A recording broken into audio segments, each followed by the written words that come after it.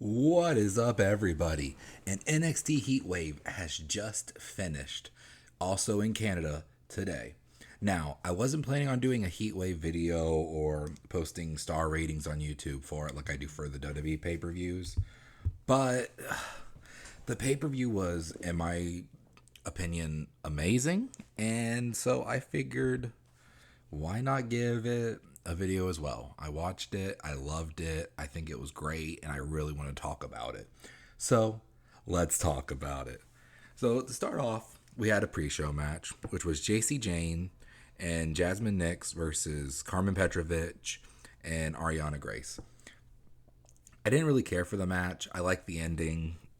It did set up for NXT this week when we're going to see Carmen and Ariana go at it, and I think that's good. I love the storyline. You guys know me by now. Anything that pushes the story forward, I'm for.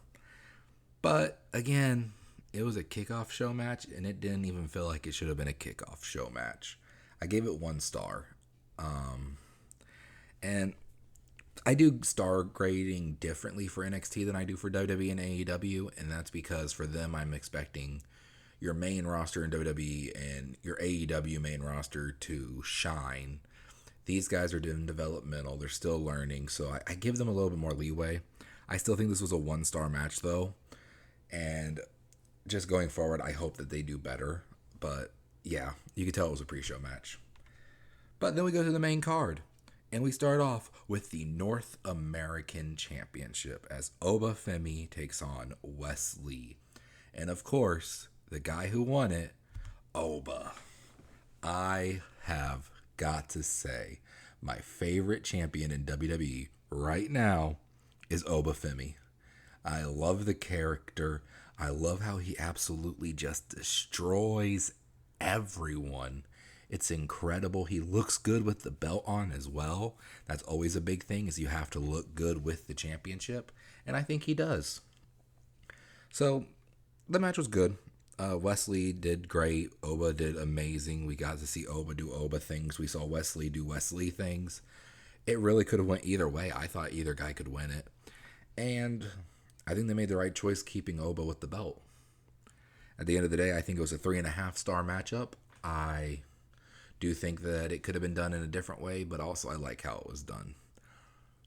I think that if you were to do a championship with Oba versus Wesley in any capacity, you have to do it the way they did. And just overall, I have no problems with it and think that that's exactly how it should have been done. But let's move on to the next match, which is for the NXT Women's North American Championship, where we had Sol Ruka taking on Kalani Jordan. And yet again, I think WWE made the right choice in letting Kalani keep the belt. She needs the belt. We just got it in. Let's make sure we give her a nice run with it before we move on to somebody else. Kalani Jordan's doing amazing too. Why would we want to take a belt from her when what she's doing is exactly what she needs to be doing? I think the match overall, I liked it. I think that after watching it, you have to give the NXT women's division a lot of credit that both of these women learned how to wrestle in the Performance Center, and they put on a great match after all. I mean, it was what it needed to be. I love Sol Ruka's moveset. I think any match with her is amazing.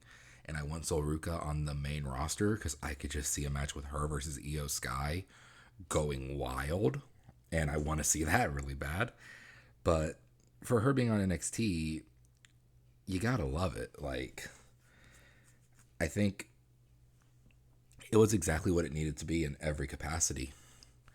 A match that I didn't love and didn't think was good in every capacity was our next match, which is for the NXT Tag Team Championships, when Axiom and Nathan Frazier retained over Chase U. I think Chase U needed the belt. We did this whole storyline before that Nathan Frazier is not showing up. He's unreliable. There's some tension between him and Axiom. And I think Chase U is maybe one of the greatest things WWE has going for it and always has.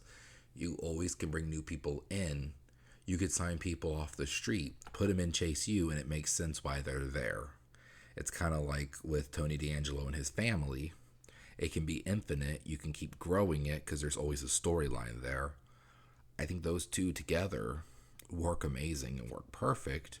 And because NXT is this microorganism that we have that we can do whatever we want with and have these factions exist in there simultaneously without really causing too much, because NXT is, in my opinion, amazing with how it's set up. I think Chase U should have won the belts. It would have been cool to give them that, give them a little bit more prestige, give them a second title reign, and let it be a little bit longer, while Nathan Frazier could have cost Axiom the belt, leading to them having a nice little feud. Nathan Frazier, as you know, has been on speed recently. He's been challenging them, and I think that it looks like WWE wants him to do more. And if you want him to do more, then you need to get him to drop this belt. The NXT Tag Championships are holding him back. Axiom's holding him back. I love both guys, but it's time to move on. Now, I did give it a 2-star. I don't know if I said that yet, but it's just because, again, it doesn't make sense to me storyline-wise. After this, though, we did pick up heavily, and I think this really also makes me look back and hate this match more, because next up we had Lola Vice versus Roxanne Perez for the NXT Women's Championship. And of course, Roxanne won. Now, I'm a huge Roxanne Perez fan. I think she's one of my favorite people in NXT currently, and I think she has so much potential in the world. She needs a long title reign. I'm glad she kept it. I think this was a 4-star match. The ending, though, if you guys didn't see the ending, she hit Pop Rocks multiple times, like 5 or 6 times, to take Lola Vice out. And Lola's body just crumpled down, and it felt amazing to see. You were looking at it going, wow, Roxanne Perez just killed Lola Vice. And it worked perfectly. It is exactly what NXT is about, is promoting these young talents. It makes Roxanne Perez look incredibly dangerous and incredibly powerful, which we want as a champion. But Lola Vice did put up a fight and made herself look as well very strong. I think looking back at it after the main event, I can't say what I was originally going to say, which I originally thought this was going to be match of the night, but I think the main event did take it after all. And just because of how the main event ended, I think both matches' endings were incredibly strong and incredibly powerful. And NXT, if they keep doing endings like that for these matches, are going to have these titles feel so important and so prestigious. But I keep talking about the main event, so let's go ahead and talk about it. We have a new NXT champion. Now, if you haven't watched it, you know that it was Ethan Page versus Trick Williams versus Shawn Spears versus Evans. Now, one of those 3 won, and it was Ethan Page. That's right, Ethan Page beat the other 3 men. Now, this match was amazing. We saw Trick Williams throw Evans through the fucking announce table. We saw Shawn Spears doing incredible moments. We saw Ethan Page win it in incredible fashion. And the reason I say that is because Trick Williams' finisher was the finisher to win the match. He hit it on Evans, and then he hit it on Page, and Shawn Spears took him out of the ring, while Ethan Page got the 3 count to win the belt. Now, this was match of the night by far. I gave it 4.5 stars. I think if you want to get down even further, it might be one of the best NXT pay-per-view main events of all time.